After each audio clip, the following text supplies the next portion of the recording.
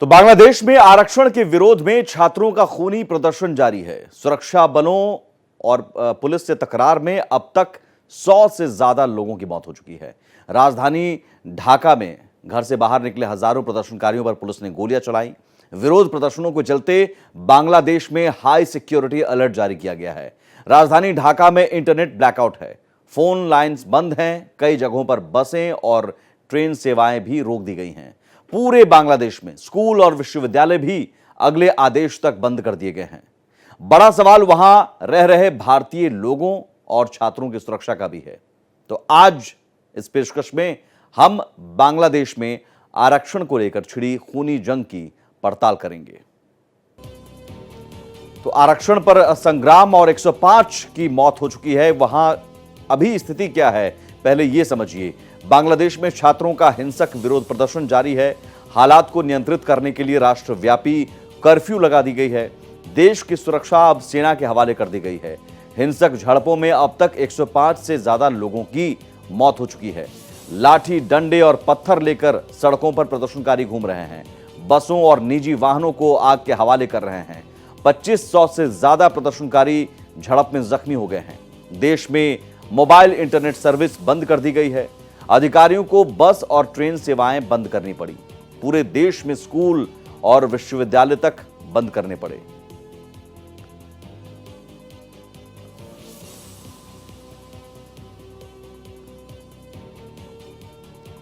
अब सवाल यह है कि आखिर यह विरोध क्यों, आरक्षण की आग कैसे फैली, और इस आग में समझिए कि 105 से ज्यादा लोगों की मौत हो गई और पूरे देश में स्कूल और विश्वविद्यालय को बंद करना पड़ा। राष्ट्रव्यापी कर्फ्यू जैसी स्थिति है और प्रदर्शनकारी अभी भी पत्थर लेकर घूम रहे हैं। तो बांग्लादेश में विरोध क्यों है ये जरा समझिए। बांग्लादेश में सरकारी नौकरियों में आरक्षण का विरोध हो रहा है। साल 1971 के मुक्ति संग्राम में लड़ने वाले सैनिकों के बच्चों के लिए आरक्षण बढ़ाने का विरोध हो रहा है। 1971 में पाकिस्तान से आजादी की जंग लड़ने वालों को मुक्ति योद्धा कहते हैं। अब नया फैसला यह लिया गया कि 1/3 सरकारी नौकरियां मुक्ति योद्धा के बच्चों के लिए आरक्षित कर दी गई। इसी आरक्षण के विरोध में, इसी फैसले के विरोध में शहर शहर सड़कों पर युवा उतर गए। आरक्षण की व्यवस्था को छात्र भेदभावपूर्ण बता रहे हैं। छात्रों ने कहा, मेरिट के आधार पर ही नौकरी मिलनी चाहिए, आरक्षण की व्यवस्था नहीं होनी चाहिए। और इस फैसले को लेकर चौतरफा विरोध होने लगा, सड़कों पर खूनी प्रदर्शन होने लगा। आरक्षण मेधावी उम्मीदवारों को सरकारी पद हासिल करने से रोकता है, छात्रों का यह कहना है। और इन्हीं मांगों को लेकर प्रदर्शन की शुरुआत हुई और उसके बाद यह प्रदर्शन खूनी हो गया, पत्थरें चलने लगी। जवाब में सुरक्षा बलों को भी कार्रवाई करनी पड़ी और 105 से ज्यादा लोगों की मौत हो गई है। लेकिन सवाल है कि यह आरक्षण की आग में बांग्लादेश कब तक झुलसता रहेगा। इसे समझने के लिए हमारे साथ विदेश मामलों के जानकार संजीव श्रीवास्तव जुड़ गए हैं। संजीव जी, बहुत स्वागत है आपका भारत एक्सप्रेस में। सबसे पहला सवाल, ये व्यवस्था जो लागू की गई, क्या इसके इंपैक्ट होंगे? बांग्लादेश की सरकार ने ये समझने में गलती कर दी? देखिए सुमित जी, ये जो वर्तमान समय में बांग्लादेश में विरोध प्रदर्शन हो रहे हैं, इसके पीछे का कारण ये है कि जो बांग्लादेश की सरकारी नौकरियों में 30% सीटें ऐसे परिवारों के लिए आरक्षित हैं कि जिन्होंने बांग्लादेश के वॉर ऑफ इंडिपेंडेंस में पार्टिसिपेशन किया था, और उनकी जो ग्रैंड सन्स और डॉटर्स हैं उनको ये आरक्षण दिए जाने का इस 30% के अंतर्गत प्रावधान है। ये जो 30% का जो कोटा था, ये उन परिवारों को आरक्षित था। और जाहिर है कि 2018 में जब छात्रों ने एक लंबा विरोध प्रदर्शन इस 30% कोटा के विरुद्ध किया, तो शेख हसीना की सरकार को ये जो कोटा का जो सिस्टम है 30% का, इसको उन्होंने निरस्त कर दिया। लेकिन अब इस वर्ष जून के महीने में जब बांग्लादेश के हाई कोर्ट ने ये निर्णय दिया कि ये जो 2018 का सरकार का आदेश 30% कोटा को समाप्त करने का था, वो इलीगल है, और जाहिर है कि उसके बाद से ये जो 30% कोटा फिर से बहाली जो है हो जाएगी इसकी। बांग्लादेश अभी भी झुलस रहा है इस आरक्षण की आग में, लेकिन इन सब के बीच सवाल यह है कि वहां जो भारत के छात्र रह रहे हैं, भारतीय लोग रह रहे हैं, उनकी स्थिति कैसी है और वहां तक क्या मदद पहुंच पा रही है। तो जरूर भारत सरकार छात्रों की मदद में जुट गई है। भारतीय विदेश मंत्रालय ने मीडिया ब्रीफिंग में बताया है, अपडेट दिया है इस बारे में, और ये कहा है कि पड़ोसी देश में 15,000 भारतीय रह रहे हैं। बांग्लादेश में 15,000 भारतीय रह रहे हैं जो सुरक्षित हैं, जिनमें करीब 8500 छात्र हैं, 8,500 छात्र हैं। प्रवक्ता ने कहा कि विदेश मंत्रालय के हालात पर नजर बनी हुई है। विदेश मंत्री एस जयशंकर खुद करीब से हालात पर नजर रख रहे हैं। देश लौटने के इच्छुक भारतीय छात्रों को पर्याप्त सुरक्षा दी जा रही है और सुरक्षा के लिए स्थानीय अधिकारियों के साथ बातचीत भी हो रही है। अब तक 778 भारतीय छात्र बांग्लादेश से वापस स्वदेश लौट चुके हैं। लगभग 200 छात्र ढाका और चटगांव हवाई अड्डों के माध्यम से नियमित उड़ान सेवाओं से घर लौट चुके हैं और 4,000 से अधिक छात्रों के साथ भारत सरकार लगातार संपर्क में है और उन्हें भी वापस लाने की व्यवस्था की जा रही है। पूरी सुरक्षा दी जा रही है। स्थानीय अधिकारियों से बातचीत चल रही है। वहीं नेपाल और भूटान के छात्रों को भी अनुरोध पर भारत में प्रवेश करने में सहायता की जा रही है। नेपाल और भूटान के भी छात्र अगर वहां रह रहे हैं तो भारत में उन्हें प्रवेश करने में सहायता दी जा रही है। पश्चिम बंगाल में भारत बांग्लादेश सीमा पर स्थित बेनापोल, पेट्रापोल, गेडे दर्शाना और त्रिपुरा में अखौरा अगरतला क्रॉसिंग छात्रों और भारतीय नागरिकों की वापसी के लिए खोल दिए गए हैं। ये फैसला लिया गया है। वहीं बीएसएफ और इमिग्रेशन ब्यूरो छात्रों की वापसी के मुहिम में जुटे गए हैं ताकि जो वहां भारतीय छात्र रह रहे हैं उनकी सुरक्षा सुनिश्चित की जा सके और अभी जो बांग्लादेश में स्थिति है, ऐसी स्थिति में उन्हें वापस स्वदेश लाया जा सके, इस लिहाज से भारत सरकार लगातार जुटी गई है। भारतीय उच्च आयोग ने एडवाइजरी भी जारी की है इस बारे में और जो एडवाइजरी जारी की है वो अपने नागरिकों के लिए, वहां रह रहे नागरिकों के लिए एडवाइजरी जारी की गई है। बांग्लादेश के हालातों को देखते हुए एहतियात बरतें भारतीय, ये एडवाइजरी जारी की गई है। बांग्लादेश में रहने वाले भारतीय छात्र को यात्रा करने से बचना चाहिए, अभी कहीं भी निकलने से बचना चाहिए, ये एडवाइजरी जारी की गई है। जब तक जरूरी ना हो तब तक वो अपने घर के अंदर ही रहें और किसी भी तरह की मदद के लिए भारतीय उच्च आयोग ने 24 घंटे की सेवा वाले आपातकालीन संपर्क नंबर भी जारी किए हैं। अब स्थिति इतनी बिगड़ चुकी है कि जरूरी है कि वहां रह रहे भारतीयों की सुरक्षा को लेकर भी व्यवस्था हो। इस लिहाज से भारत सरकार लगातार व्यवस्था करने में जुटी हुई है। वहां रह रहे भारतीय 15,000 भारतीयों की सुरक्षा सुनिश्चित करने के लिए लगातार भारतीय उच्चायोग भी और विदेश मंत्रालय भी जुटा हुआ है।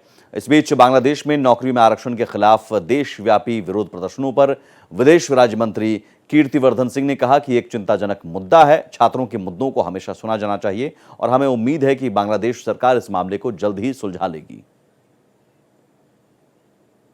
चिंताजनक विषय है। छात्रों की हमेशा जो बातें हैं, जो प्रॉब्लम्स हो, वो सुननी चाहिए और मुझे पूरा यकीन है कि बांग्लादेश की जो सरकार है, कई बार से सरकार बनी है, वहाँ के जो हमारे प्रधानमंत्री जी हैं बहुत ही अनुभवी प्रधानमंत्री हैं। लोगों का जनमत उनको एक बार नहीं कई बार प्राप्त हो चुका है और ये लोग अपने इस आंतरिक मसले को लोग बैठ के बहुत जल्दी हल हो जाएगा, उसमें हमें पूरा विश्वास है इस बात का। बांग्लादेश में नौकरियों में आरक्षण के खिलाफ देशव्यापी विरोध प्रदर्शन पर मेघालय के मुख्यमंत्री कॉनराड संगमा ने कहा, हमें पता है कि स्थिति एक स्थानीय मुद्दा है, ये बहुत दुर्भाग्यपूर्ण है। जैसे ही हमें ये जानकारी मिली हमने तुरंत कार्रवाई शुरू कर दी। भारत के छात्रों को बांग्लादेश से निकाला जा रहा है, उनमें से 80 छात्र मेघालय के हैं। हम भारतीय दूतावास के लगातार संपर्क में हैं। So obviously we are aware that the situation in Bangladesh is a localized kind of a problem in terms of the different issues that was raised because of the reservation that was there, in terms of 30% reservation that was meant for armed forces and all. So those concerns and all this came up, and obviously it has taken a political turn as well as slightly complicated law and order turn. So it's very unfortunate. Number one, it shouldn't. And obviously there are a lot of students from many parts of the world who are in fact studying there. So therefore a lot of the students have been affected. वहीं अगरतला त्रिपुरा में बांग्लादेश में नौकरी में आरक्षण के खिलाफ चल रहे देशव्यापी विरोध प्रदर्शन के बीच बीएसएफ ने अखवारा रोड स्थित एकीकृत चेक पोस्ट पर बांग्लादेशी पर्यटकों की सुरक्षा जांच की, जिसकी तस्वीर आप देख रहे हैं। सुरक्षा भी दुरुस्त कर दी गई है, कड़ी कर दी गई है, क्योंकि बांग्लादेश में अगर स्थिति इतनी बिगड़ी है तो हो सकता है कुछ चेक पोस्ट से जो बॉर्डर है आवाजाही ज़्यादा अवैध रूप से हो सके, इस लिहाज से चेकिंग भी हो रही है और साथ ही साथ भारतीय छात्रों की सकुशल वापसी की भी पूरी व्यवस्था की जा रही है। बांग्लादेश में चल रहे देशव्यापी विरोध प्रदर्शन के बीच बांग्लादेश के एक मेडिकल कॉलेज के छात्र आसिफ हुसैन की मां सेमिम सुल्ताना हुसैन ने भारत वापस आने के लिए सीमा पार की। उन्होंने कहा, मेरे बेटे ने मुझे बताया कि वहां स्थिति ठीक नहीं है, इसलिए वे वापस आ रहे हैं। हम बहुत चिंतित थे। धुबरी के करीब 5 छात्र वहां पढ़ रहे हैं। हम लोग डिसीजन लिया, हम लोग चले जाएंगे। तो रात 1 बजे उधर से करीब 10-15 लोग गाड़ी उन लोगों की भाड़ा किया। उन लोगों ने उतर के पटवा घाट पार होके दसर होके उन लोग कलकत्ता बॉर्डर में, बांग्लादेश बॉर्डर उधर में आ गया। आके इमिग्रेशन का कुछ काम किया करके सियालदा से ट्रेन पकड़ के उन लोग आ रहा है। और वहीं बांग्लादेश से भारत में प्रवेश करने वाले छात्रों के बारे में करीमगंज जिला आयुक्त मृदुल यादव ने कहा, हम बांग्लादेश के साथ 100 किलोमीटर की सीमा साझा करते हैं। हमने वहां की स्थिति का निरीक्षण करने और बांग्लादेश से आने वाले भारतीय छात्रों के साथ समन्वय करने के लिए एक मजिस्ट्रेट की नियुक्ति की है। क्या कुछ कहा उन्होंने, आपको सुनाते हैं। यहाँ पे जो बांग्लादेश का बॉर्डर है, लगभग 100 किलोमीटर का बॉर्डर है, तो उसको ऑब्जर्व करने के लिए हमने मजिस्ट्रेट डिप्यूट किया है हमारे कस्टम्स पोर्ट पे, और साथ साथ additional SP also deputed. So any law and order situation is developing in the border, as well as for coordinating with the Indian students who are coming from Bangladesh. Till now 41 students have already come, and in which 4 or 5 students belong to other states like Tripura or Nagaland, and majorly they belong to Assam, mostly from Barak Valley. So we are coordinating. Already magistrates is deputed. अब जरा समझिए उस वजह को जिस वजह से बांग्लादेश में ये आग लगी हुई है और 105 से ज्यादा लोगों की मौत हो गई। आरक्षण व्यवस्था के बारे में समझिए। स्वतंत्रता सेनानी यानी मुक्ति योद्धा के बच्चों को 30% आरक्षण, महिलाओं को 10% आरक्षण मिलता है। अलग अलग जिलों के लिए 10% आरक्षण तय है। जातिगत अल्पसंख्यकों के लिए 6% कोटा, जिसमें संथाल, पांखो, त्रिपुरी, चकमा और खासी जाति शामिल है। 1% आरक्षण दिव्यांग लोगों के लिए आरक्षित है। ये वहां की आरक्षण व्यवस्था है। सभी आरक्षणों को जोड़कर कुल 56% आरक्षण वहां दिया जा रहा है बांग्लादेश में। बाकी 44% मेरिट के लिए रखा गया है और इसी का विरोध हो रहा है। छात्र ये कह रहे हैं कि मेरिट के आधार पर ही नौकरी मिलनी चाहिए, आरक्षण की व्यवस्था खत्म होनी चाहिए। बांग्लादेश में हिंदुओं के लिए अलग आरक्षण की कोई व्यवस्था नहीं है। खासतौर पर मुक्ति योद्धा के बच्चों के लिए जो आरक्षण की व्यवस्था फिर से लागू की गई, उस विरोध करने के लिए छात्र सड़क पर उतरे और ये हिंसक प्रदर्शन शुरू हो गया। नौकरियों की स्थिति क्या है? जिन नौकरियों में आरक्षण को लेकर ये सारा बवाल है, उन नौकरियों की स्थिति क्या है? हर साल करीब 3000 सरकारी नौकरियां ही निकलती है, जिनके लिए करीब 4 लाख कैंडिडेट अप्लाई करते हैं। बांग्लादेश में प्राइवेट सेक्टर में नौकरी के अवसरों में वृद्धि के बावजूद स्थिरता और बेहतर सुविधाओं के लिए सरकारी नौकरियां युवाओं की पहली पसंद है।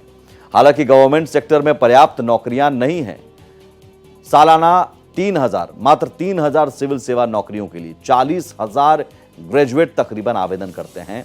और समझिए कि 3000 नौकरियों में आरक्षण और उस आरक्षण के लिए 105 से ज्यादा लोगों की मौत हो जाती है।